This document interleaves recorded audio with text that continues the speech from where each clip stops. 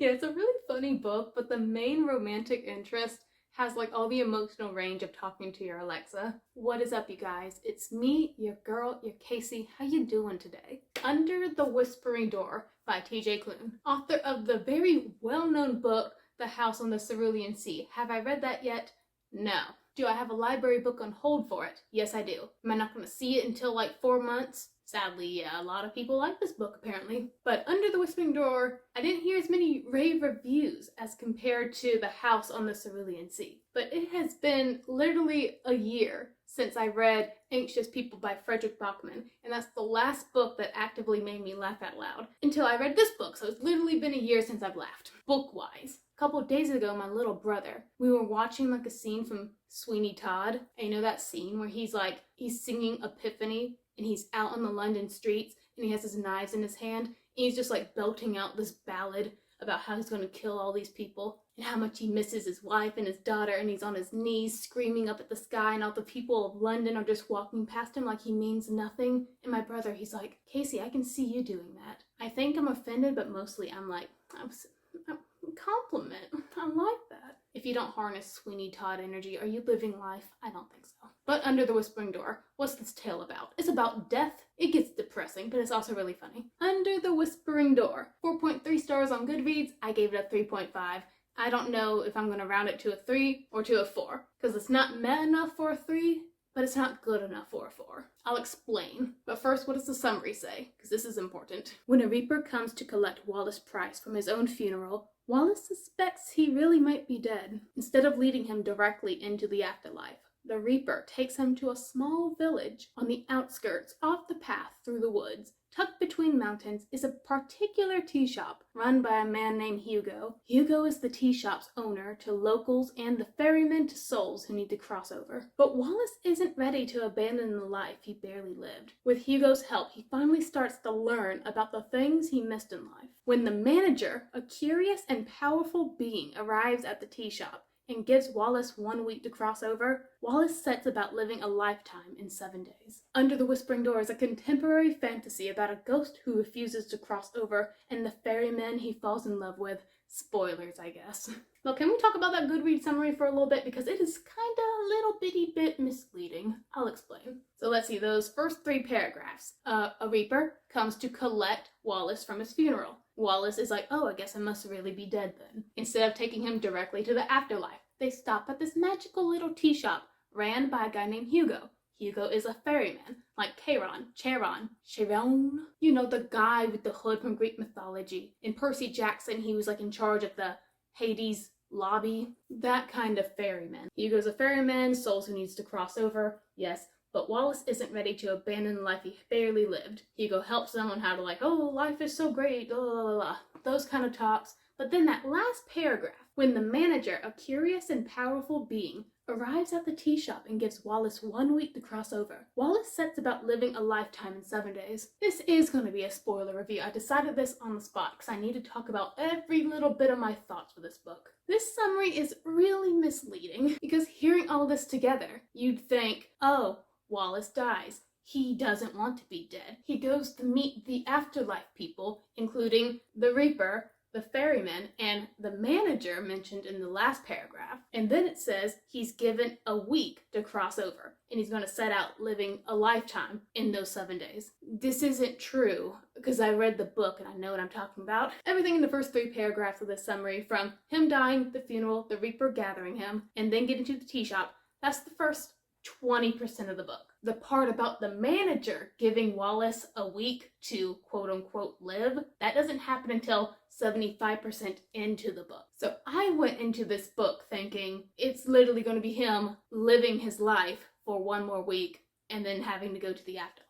But what this book is really about, from that 20% of exposition, meeting the Reaper, the ferryman, and all the way to the 75% where we finally meet the manager, it's just them chilling in a tea shop. It is not him living his best life. Well, he kinda is, but within the confines of a tea shop, which is not the adventure I thought I was getting. It's not until the very end where he's given an ultimatum, you got 1 week to live, Wallace, or else that we finally kind of get a stake, like a life and death decision. And honestly, that 1 week he's given left to live in his afterlife before the grand afterlife, it's not exciting. He's just moping. That's my little spiel about why the summary is kind of misleading. I was expecting something way different because of it, but though it was something totally contradictory to what I had set in my mind a picture for this book already, it was honestly a really fun read. The humor and the banter, the interactions between characters, it was just a thrill to have. I laughed out loud at the jokes, the funny situations the characters got in. The seance that happened in the tea shop was my favorite scene in the book. But there are some pacing issues in the book that tend to make some parts very unfunny and boring. I personally related to Wallace to an almost unnerving degree. I'm kind of concerned about my mental health. He's just a curmudgeon. He's cranky, cantankerous. He hates everyone. I relate, bro. People just aggravate you sometimes. He's a no-nonsense lawyer. He has zero empathy. He calls this other lawyer lady working in his office, listen to her tell him all about her troubles, how she can't afford her son's wedding, she doesn't know she can send someone else off to college. And Wallace is like, oh, yeah, that's harsh. You're fired. You filed one thing wrong 2 hours past the deadline. You sack of trash. You'll never work in law in this state again. All in all, he's not a people person. He doesn't want to be around them. I don't even think he wants to help them besides, money. And also just making sure those ne'er-do-wells obey the law. The only sense of order in his life. He likes those fixed concepts. The things that are written down in stone. Do not break the law. You get this punishment for this act. It gives him something to hold on to in his life that's pretty lonely. And even he, in the very beginning of this book, feels it, but he shoves it off to the side because he's busy, busy, busy all the time. But then after that really funny first chapter where it was just him and that lady lawyer just interacting off each other, and she thought he was giving her nonstop compliments, really invested in her life, but really she was just misinterpreting all the ways he was trying to slip in there lady, you fired. Listen to me, you're gone. It was a great way to introduce us to Wallace and then immediately kill him off at the end of the first chapter. Then we get the part where Wallace wakes up at his own funeral, discovers all of just 5 people have shown up, and 4 of those people don't have anything good to say about him. In between this heartbreak and the realization pounding into him that, oh my gosh, I'm dead, it's a heart-wrenching moment, but it gets kind of ruined by how repeatedly heart-wrenching it is. Because at this funeral is where we meet May, his Reaper, and May's quirky, she has that real teenager attitude, the way she talks, the words she uses. And it never gets to a point that she's super annoying. No, it's the right amount of sass and backtalk and snark. She comforts the completely shell-shocked Wallace. She's like, I'm your Reaper, I'm here to help you, but I can't really help you, I'm just here to lead you to Hugo. He will answer all your questions. And it takes forever to get to Hugo. Let me tell you that right now. Because I was ready to get to Hugo so we could ask questions. Why is death like this? Is this the final death? Do we have to go through the tea shop to get to the final death? Why do we turn into Ghost? Why is May a Reaper? How is a Reaper different from a ferryman? How's a ferryman different from a Reaper and a human? There was so much about the magic system in this world that I was ready to tackle, I wanted to learn. But it took forever for May and Wallace to get to the tea shop. Because as they're walking down the road, walking through the woods, every 5 steps, Wallace would just collapse and cry about being dead again. I understand. I understood the first 8 times. The 9th time was the limit. You're dead. Move on. The plot is that way. And you keep dragging me down with all these sad feelings. If I was in his situation, I'd probably just sit in a ditch and cry too. But I'm not dead. I am the reader. Please keep going towards the plot. It was very slow like that at times. But then we did eventually get to the tea shop where we meet Hugo, the love interest. I have mixed feelings about this man. Well, first off, he does an awful job at explaining his job. Just thinking about the rules of this world. Because we have the manager up top. And on top of him, we have these older beings that are hinted at the very end. But basically, we got the CEO, the manager, then we have ferrymen like Hugo, then we have Reapers, then we have people. Then under people, we have Husk, which were a very cool inclusion in this book, by the way. Without the Husk, we wouldn't really have a final act, and there were some cool creatures, and they were kind of scary too. So Wallace shows up to the tea shop, And he's like me, he's brimming with questions. Why did I have to die? Why couldn't one of you step in and save me if you knew I was gonna die? Why do I have this giant hook protruding from my chest? Hugo does answer like those questions. Oh, the hook is to tether you to me, because without something to tether you, you're just gonna float into the heavens. But when Hugo gets down to brass tacks and he's like, okay, so here's the dealio. You have to stay in the tea shop. You go outside the tea shop, you're going to start to flake away and you're going to turn into a husk. You can stay in the tea shop as long as you want. We aren't here to rush you. This is your decision. But when you're ready, we're going to take you to the whispering door. You're going to step through the door. You're going to go to the beyond. Wallace is like, what's the beyond? Hugo's like, I don't know. I ain't died. Hugo's a personality. He is a brilliant, sweet guy.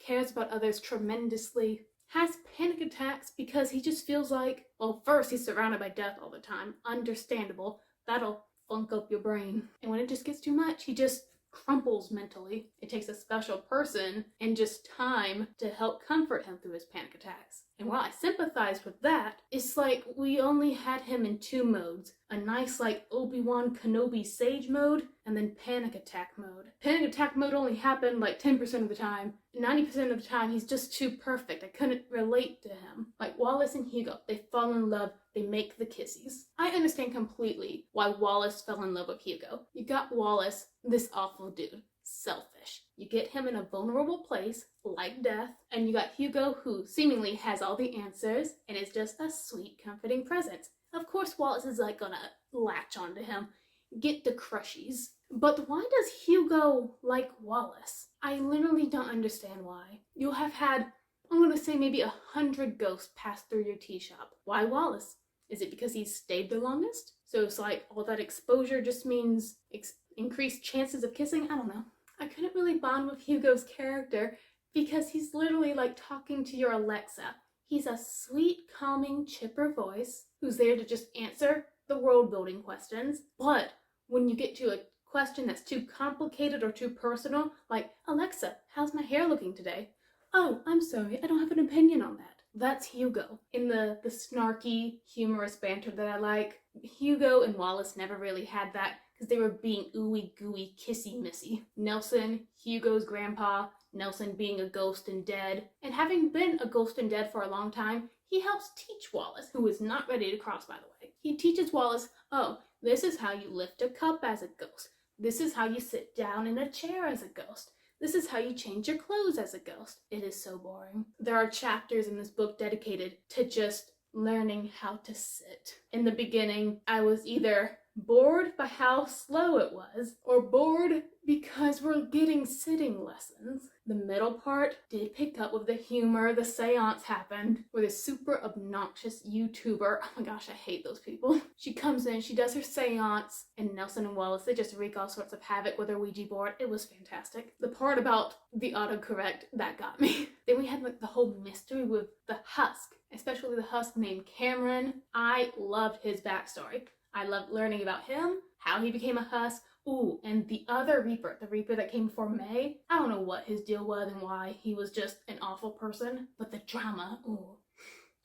And I can't remember the mom's name, but you know the mom who like just stays in the cafe all day because she senses like the presence of her long gone daughter there? That part, Leia, that was her name, right? Leia? How Leia just got yeeted into the next dimension because of that awful Reaper, and how the manager came down and just like Thanos snapped him. That was awesome. That's the world building I want, yo. But can we also talk about the manager real quick? He was creepy and I loved him. But first, him showing up as like this majestic stag, because that's the thing on the cover, and I'm like, where's the shadow stag gonna show up in this book? He showed up, he had flowers all in his antlers. It was fantastic. And my favorite part, because he had some really creepy lines, and it was made even creepier because when he's not in his deer form, he's like in this little kid. You just hear all this like ancient foreboding stuff coming out of a little kid's mouth. Is super creepy. There's a part where Wallace is asking the manager, oh, so are you God?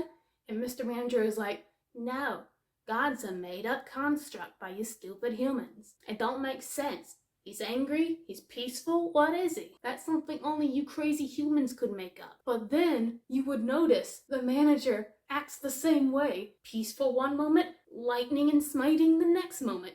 It's either really good writing or really bad writing, to show how hypocritical that is of that little tyke, little snot-nosed brat with his flowers in his hair. He was creepy and I loved him. Good villain. But there was a lot of his motivations I did not get. Why doesn't he want the husk redeemed? Isn't he all about order? Why would he want all these lost souls just ravaging around the Americas? Why isn't he for this? Who are those upper beings that he was talking to through the whispering door? Why does he think Hugo is such good ferryman? Why are the ferrymen even necessary? They just sit down and talk with the ghost. Couldn't the Reapers do that? A ferryman, that's just an extra middleman. That's a needed cost. I am a manager. I have a business degree. I know what I'm talking about. Get rid of the ferrymen. Just have the Reapers eat them through the door. Why are we even having these ghosts just chilling all over the place anyways? Just expedite the process, throw them through the whispering door. Boom! I just solved every problem in this book. But we have to let them, accept their new existence and have them cope with what they left behind in life. They can cope on the other side of the door. Just get them through. I am a heartless entity, but I make things work. I should be the manager. Someone put some flowers in my hair. You know what made me a little bit confused and a tiny bit angry? The very last page of this book. Because we get this happy ending. The manager brings Wallace back to life. He can kiss and hug Hugo. He can stay in the tea shop and help be his own type of Reaper to Hugo. Meg can teach him. It's a happily ever after. But Mr. Manager, he's like, you can only stay alive if you help Hugo, redeem the husk wandering around the forest. He does that, and the manager's just watching them, judging them, ready for them to fail, just seeming totally reluctant in helping bring these husks to the tea shop so they can be redeemed and move on to the next life. But at the very end of the book, where Hugo and Wallace, they walk into their little tea shop, and it's a brilliant twinkling dusk. We see the giant, magnificent stag step out of the forest to bow his head reverently towards the tea shop, as if in appreciation for what they're doing. I thought you didn't like the husks, or what they are doing in the tea shop. I just don't understand why he was bowing towards the tea shop. It's a fickle manager, that thing is. So I don't really get his motivations, why he's got a nice stick wedged up his butthole. But maybe I'm overthinking the whole world-building magic system. This is just a very funny, goofy tale about something very traumatic and sad, which we will all face one day. And because of the gravity of the subject, there were times where I was feeling really down, but then the humor would kick in and bring me right back up. Isn't that just life? But all in all, it was a fun reading experience. The audiobook that I had, the actor, he was very good at giving the characters specific voices. I loved it. And I am excited to read The House by the Cerulean Sea. Not gonna get to that in until 4 months pass, because don't we love library waiting list? But thank you guys so much for watching, and until next time, stay reading, my friends.